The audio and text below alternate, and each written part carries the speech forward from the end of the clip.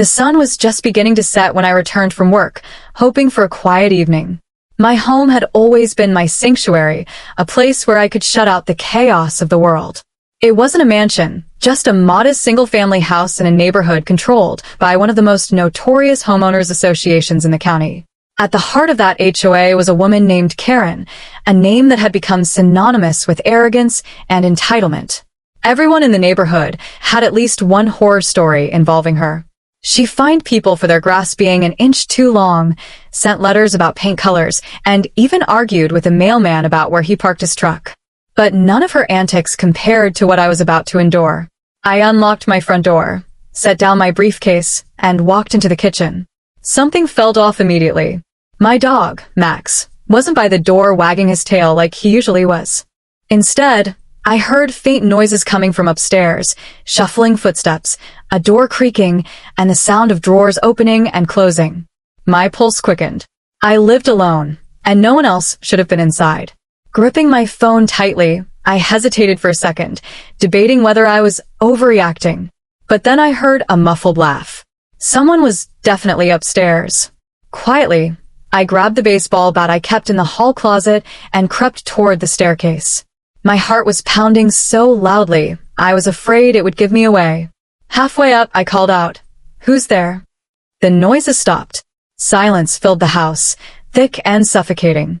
Then, to my disbelief, a teenage boy, maybe 16 or 17, appeared at the top of the stairs, holding my wireless headphones in one hand and a can of soda from my fridge in the other.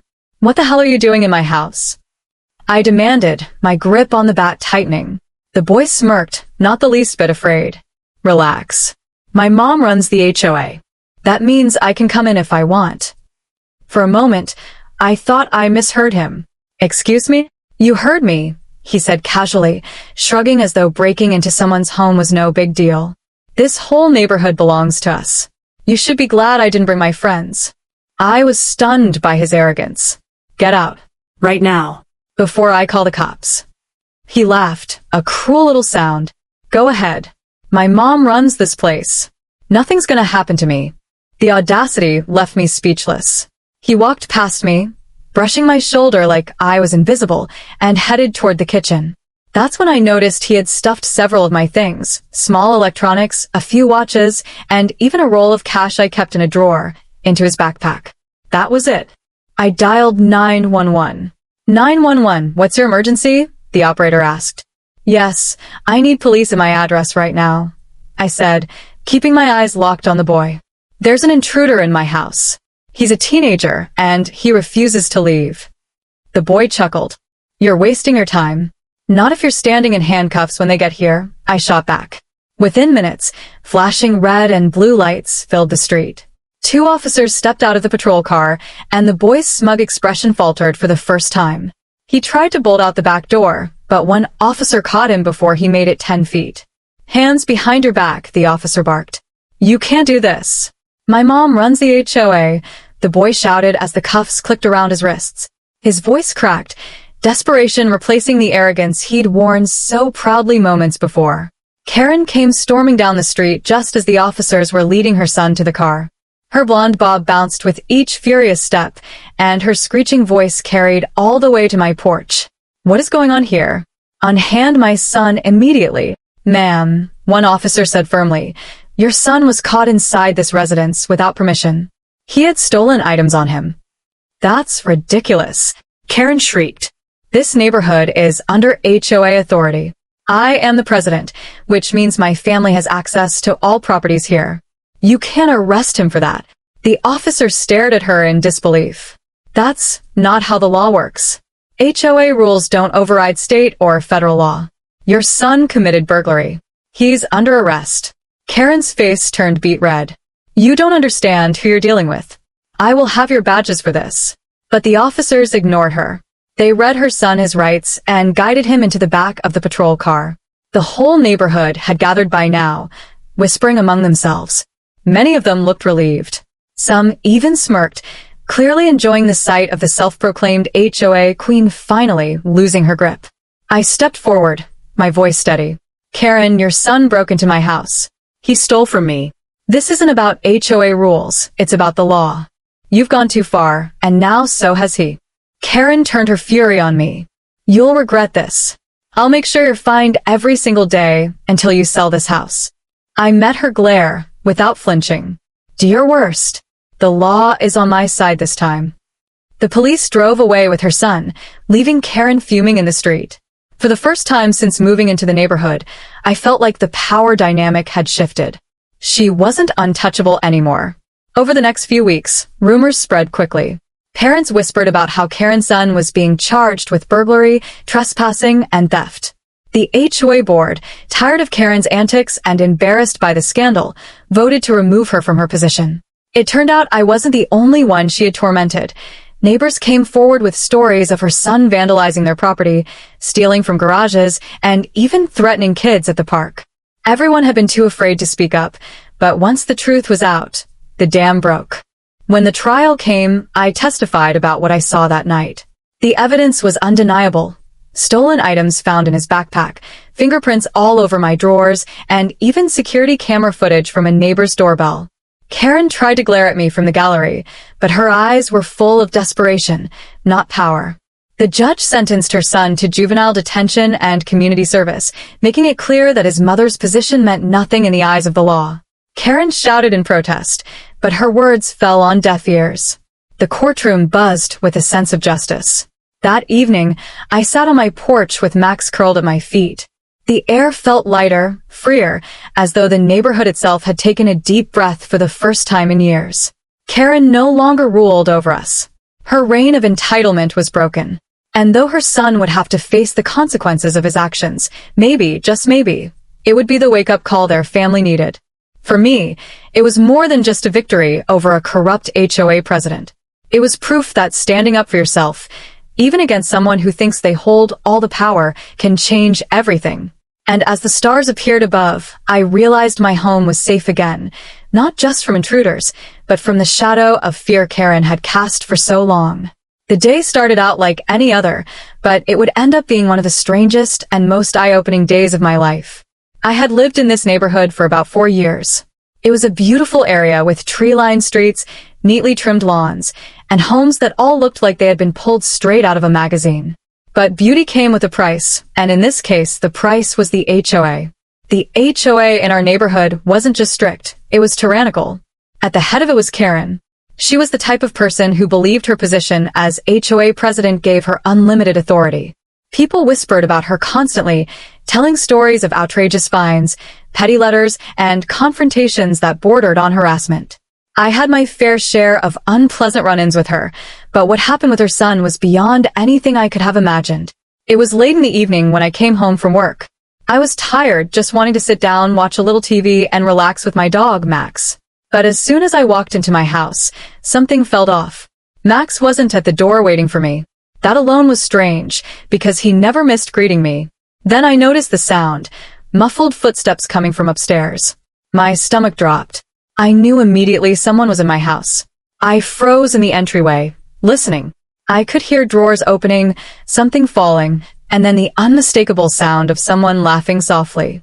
Whoever it was, they weren't afraid of being caught. I grabbed the baseball bat I kept by the door. My hands were shaking as I made my way up the stairs, trying to stay quiet. Halfway up, I decided to announce myself. "Who's there?" I called out, my voice echoing through the house. The noise stopped instantly. For a moment, the silence was deafening. Then, a teenage boy appeared at the top of the stairs. He was tall, lanky, with messy blonde hair and a smirk that made my blood boil. In one hand, he had my wireless headphones, and in the other, a soda can from my fridge. "What the hell are you doing in my house?" I demanded.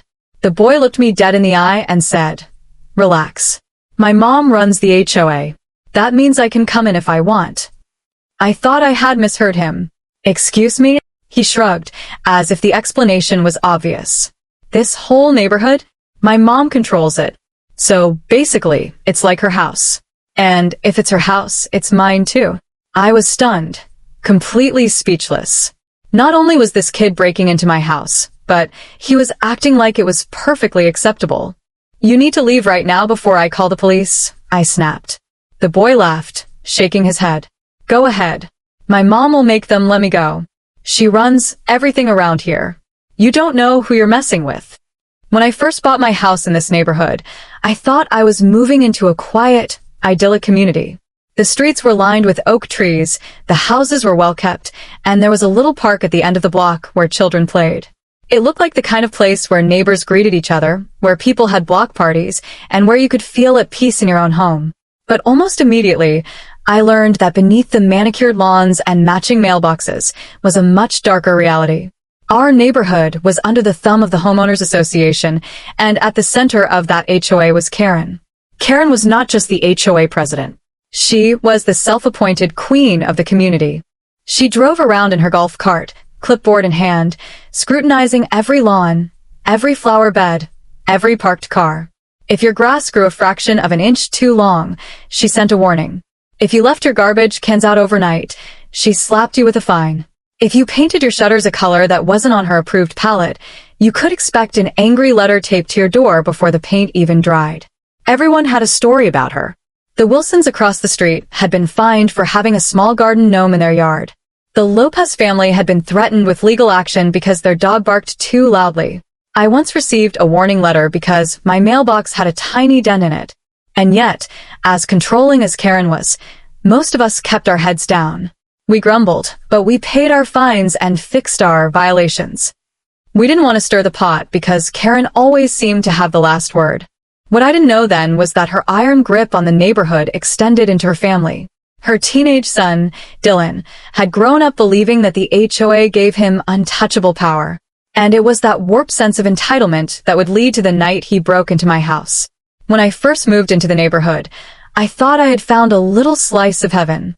The lawns were green and perfect, the houses were all freshly painted, and the streets were lined with neat sidewalks where kids could ride their bikes. I imagined summer barbecues, friendly neighbors waving from across the street, and a place where my dog Max could run safely in the backyard. But all that perfection came with a hidden curse, the HOA, and more specifically, the woman who ruled it with an iron fist, Karen. Karen wasn't just an HOA president. She was a dictator disguised as a suburban mom. She monitored the neighborhood like a hawk, snapping photos of people's yards, sending fines for the most ridiculous reasons, and treating every resident like they were beneath her. The stories were endless. One neighbor was fined for leaving a bicycle leaning against the garage for too long. Another received a violation notice because their curtains didn't match the aesthetic. I myself had received letters about my grass not being uniform in height and a threat about replacing my mailbox because it had a scratch. Most of us kept our heads down.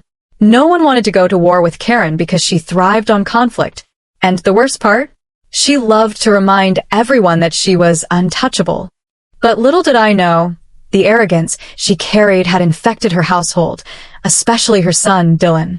Dylan was about 16 or 17. He had the same smug look on his face as his mother, always walking around like he owned the place. He cut across people's lawns, knocked over trash cans, and was often seen hanging out with kids who vandalized the park. Rumor had it he stole from people's garages, but no one dared confront him because they knew who his mother was.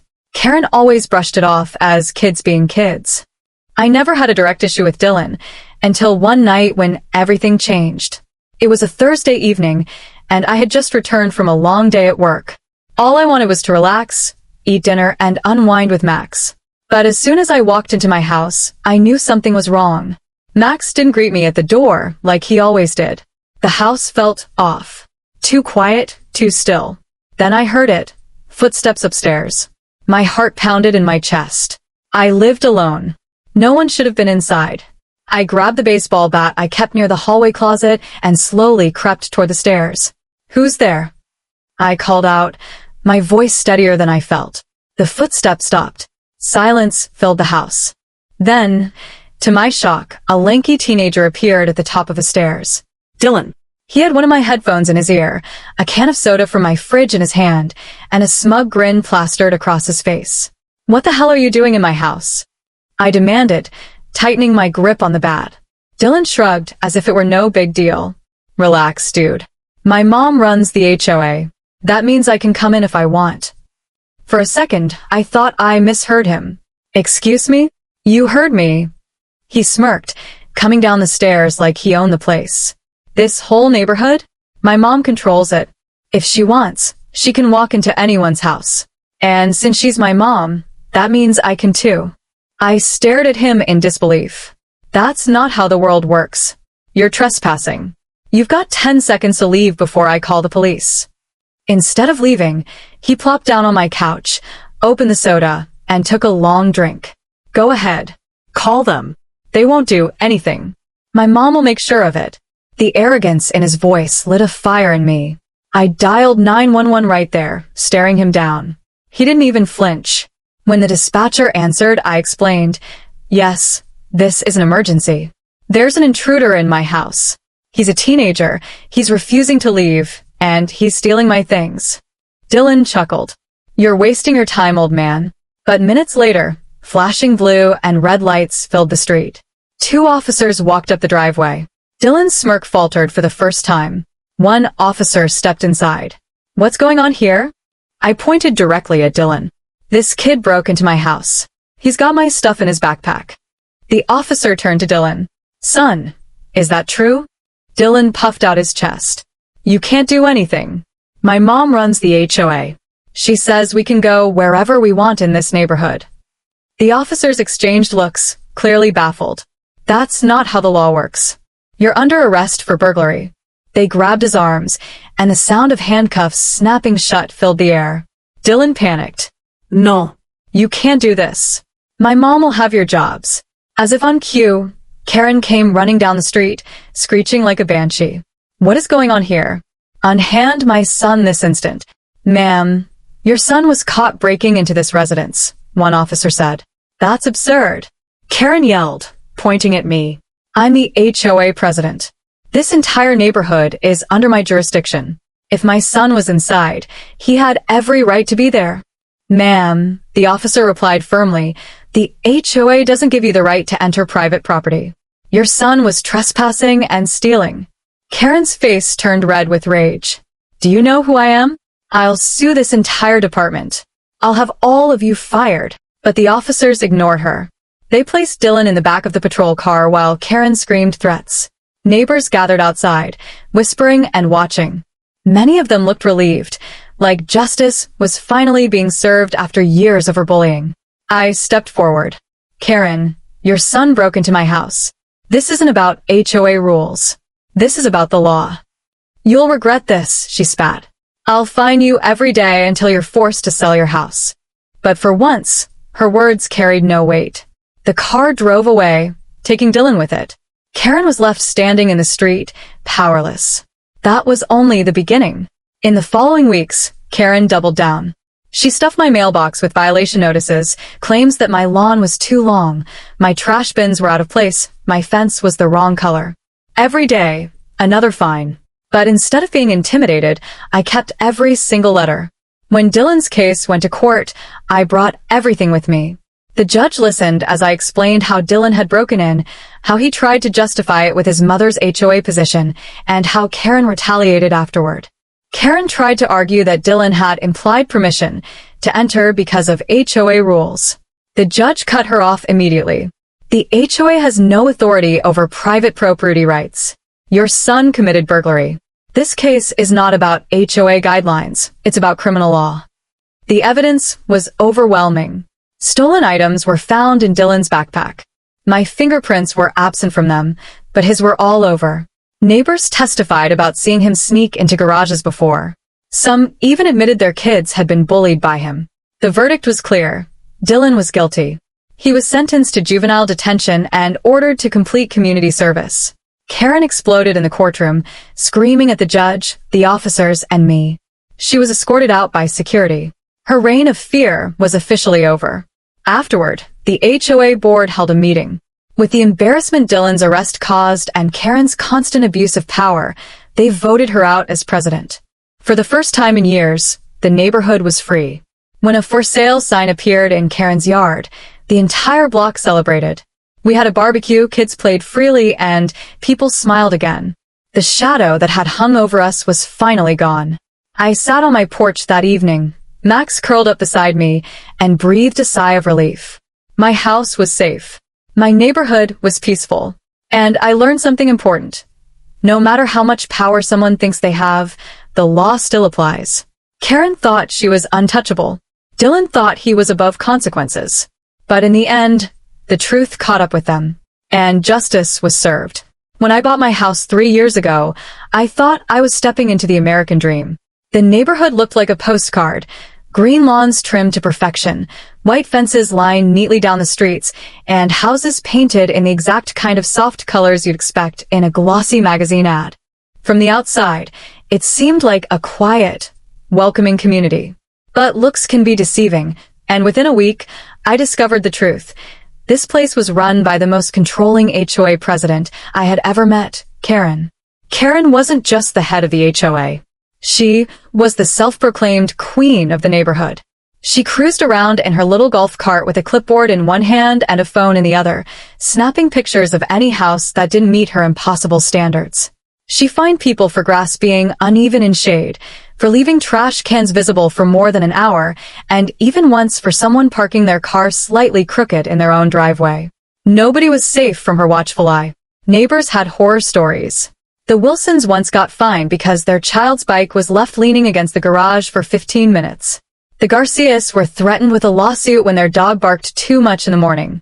I personally received 3 warning letters in my first month, one for a tiny dent in my mailbox, another because my lawn was slightly patchy, and the last for having a garden hose that wasn't neatly coiled. But what made Karen truly dangerous was that she didn't just stop at the HOA rules. She acted like she owned every house, every yard, and every person. People whispered about her behind closed doors, but never openly challenged her. She had built an empire of fear, and she loved every second of it. Her son, Dylan, was the worst product of that environment. A lanky, cocky teenager of 16 or 17, Dylan walked around the neighborhood as if he were a prince entitled to everything. He cut across lawns without asking, vandalized mailboxes for fun, and was often seen with kids who loitered around the park smoking and painting benches. People suspected he stole from garages and sheds, but no one dared confront him. After all, his mother was Karen. If anyone complained, Karen would bury them in HOA fines until they caved. For the most part, I ignored him. He was a nuisance, but I figured he'd grow out of it eventually. I was wrong. Part 2. The break-in. It was a Thursday evening when everything changed. I'd just come home from a long day at work. All I wanted was to kick off my shoes, heat up some leftovers, and relax with Max, my German Shepherd. But the second I walked in, I knew something was off. Max wasn't at the door to greet me. That was unusual. He always came bounding over, tail wagging. My stomach tightened. I called his name. Silence. Then I heard it, soft footsteps upstairs, followed by the sound of drawers opening and closing. I froze in place. I lived alone. Nobody should have been in my house. I quietly set down my bag and grabbed the baseball bat I kept by the hall closet. My palms were sweaty as I crept toward the staircase, my ears straining for every sound. The footsteps grew louder. Someone was definitely upstairs. "Who's there?" I shouted, trying to keep my voice steady. The footsteps stopped. Silence filled the air for a few seconds that felt like hours. Then, to my shock, Dylan appeared at the top of the stairs. He had my wireless headphones dangling from one ear, a can of soda from my fridge in his hand, and an infuriating smirk plastered across his face. "What the hell are you doing in my house?" I demanded, gripping the bat tighter. He walked down the stairs like he owned the place. Relax, Mann. My mom runs the HOA. That means I can come in if I want. I blinked, certain I had misheard. "Excuse me?" "You heard me," Dylan said with a cocky shrug. "This whole neighborhood? My mom controls it. So basically every house is like hers. And since she's my mom, that means it's mine too." I was stunned. His arrogance was almost unbelievable. "Get out. Right now. Before I call the cops." Dylan laughed in my face. "Go ahead. Call them. My mom will make sure nothing happens to me." At that moment, I noticed his backpack bulging with my things, my watch, a few small electronics, and even some cash I kept in a drawer. That was the final straw. I pulled out my phone and dialed 911 right in front of him. "Yes, I need police at my address immediately," I told the dispatcher. "There's a teenager who broke into my house. He's still here, and he's stealing from me." Dylan rolled his eyes. You're wasting your time, old man. My mom runs this whole street. You'll see. When I first moved into the neighborhood, I believed I had found the perfect place to call home. The lawns were green, the houses were pristine, and the streets were quiet. It looked like something out of a real estate commercial, safe, family-oriented, and friendly. But it didn't take long before I discovered the truth. This place was run like a kingdom, and the queen was Karen, the president of the Homeowners Association. Karen had a reputation that preceded her. She wasn't simply strict about the HOA guidelines. She weaponized them. She fined families for the smallest infractions, harassed delivery drivers about where they parked, and acted as though every house in the neighborhood was under her personal control. She carried a clipboard around in her golf cart like it was a royal scepter, noting violations, as if they were personal offenses against her. Everyone had a story. The Wilsons once got fined because their child's bicycle was leaning against the garage door. The Garcias were threatened because their dog barked too loudly. I myself received a warning letter because my mailbox had a scratch on it. A scratch. But people rarely fought back because Karen was relentless. The more you resisted, the more she came after you with letters, fines, and threats. Her son, Dylan, was a product of that unchecked power. 16 years old, tall and lanky, with the same smug grin his mother wore, Dylan strutted around like he owned the neighborhood. He cut across lawns, vandalized mailboxes, and bullied younger kids at the park. People whispered about him breaking into garages, but no one dared to confront him. Everyone feared retaliation from Karen. For the longest time, I ignored him. I figured he was just another spoiled kid who would eventually grow up. But one Thursday evening, I learned just how dangerous his entitlement had become. The break-in, I had just returned from a long day at work. All I wanted was to relax, reheat some leftovers, and watch TV with my dog, Max. But the second I walked through the door, I knew something was wrong. Max wasn't there to greet me. That was unusual. He always came running to the door. The house felt unnaturally quiet. Then I heard it. Faint footsteps upstairs, followed by the sound of drawers opening and closing. My stomach dropped. Someone was in my house. I grabbed the baseball bat I kept in the hall closet and crept toward the stairs. My heart pounded so hard it felt like it might burst. "Who's there?" I called, trying to sound braver than I felt. The noises stopped. A few seconds of silence passed, and then a figure appeared at the top of the stairs. It was Dylan. He had one of my wireless headphones in his ear, a can of soda from my fridge in his hand, and a backpack slung over his shoulder. The bag was bulging with my belongings, watches, gadgets, even a roll of cash I kept tucked away. "What the hell are you doing in my house?" I shouted. He smirked, walking down the stairs as if nothing was wrong. "Relax. My mom runs the HOA. That means I can come in if I want." I blinked, certain I had misheard him. "Excuse me?" "You heard me," he said casually, taking a sip of soda. "This whole neighborhood belongs to my mom. She controls it all. So if she wants, she can walk into any house. And since she's my mom, that means I can too." I was stunned by his arrogance. "You're trespassing. Get out before I call the cops." He chuckled. "Go ahead. Call them. My mom will make sure nothing happens to me." That was the final straw. I pulled out my phone and dialed 911. "Yes," I told the dispatcher. "I need officers at my house immediately. A teenager broke in, he's stealing from me, and he refuses to leave." Dylan rolled his eyes. "You're wasting your time. You'll see." The police arrived. It didn't take long for flashing red and blue lights to fill the street. 2 officers stepped out of their patrol cars and walked up my driveway. Dylan's smirk faltered slightly, but he didn't move. One officer entered the house. "What's going on here?" I pointed directly at Dylan. "This kid broke into my house. He's got my stuff in his bag." The officer turned to Dylan. "Son, is that true?" Dylan puffed up his chest. "You can't do anything. My mom runs the HOA. She says we can go wherever we want in this neighborhood." The officer raised an eyebrow. "That's not how the law works. Hands behind your back." Dylan panicked. "No. You can't arrest me. My mom will have your jobs." The sound of handcuffs snapping shut was like music to my ears. For the first time, I saw fear replace the arrogance on his face. And then came the storm. Karen's storm. She came running down the street, shrieking like a banshee. "What is going on here?" "Unhand my son immediately." "Ma'am," the officer said firmly, "your son was caught inside this residence without permission. He was stealing items. He's under arrest." Karen pointed at me like I was the criminal. "This is ridiculous. I'm the HOA president. This neighborhood is under my authority. If my son was inside, he had every right to be there." The officer stared at her. "Ma'am, HOA rules do not override state or federal law. Your son committed burglary." Her face turned red with fury. "Do you know who I am? I'll have your badges for this." But the officers ignored her. They guided Dylan into the back of the patrol car while she screamed threats at everyone in sight.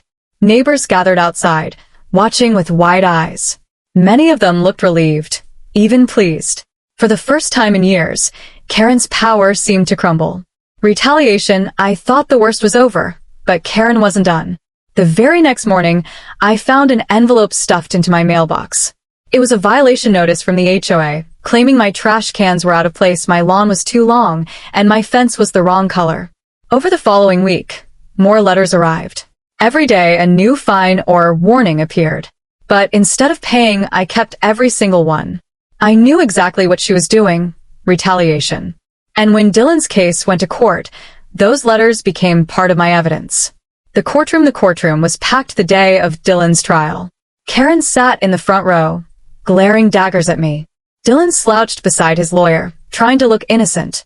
The prosecutor presented the evidence: the stolen items found in his backpack, the fingerprints in my drawers, and the 911 recording. Neighbors testified about Dylan sneaking into their yards and garages. One family admitted their children had been bullied by him for months. Karen couldn't contain herself. She stood up and shouted, "This is all a conspiracy. My son had permission to be in that house. As HOA president, I have authority over every property here." The judge banged the gavel. "Sit down, ma'am. The HOA does not grant permission to enter private homes. Your son is charged with burglary, theft, and trespassing. This is a criminal matter, not a homeowners association issue." Her protests fell on deaf ears. Dylan was found guilty. The judge sentenced him to juvenile detention and community service. Karen erupted, screaming at the judge, the officers, and even the jury. She had to be escorted out by security, her voice echoing through the courthouse.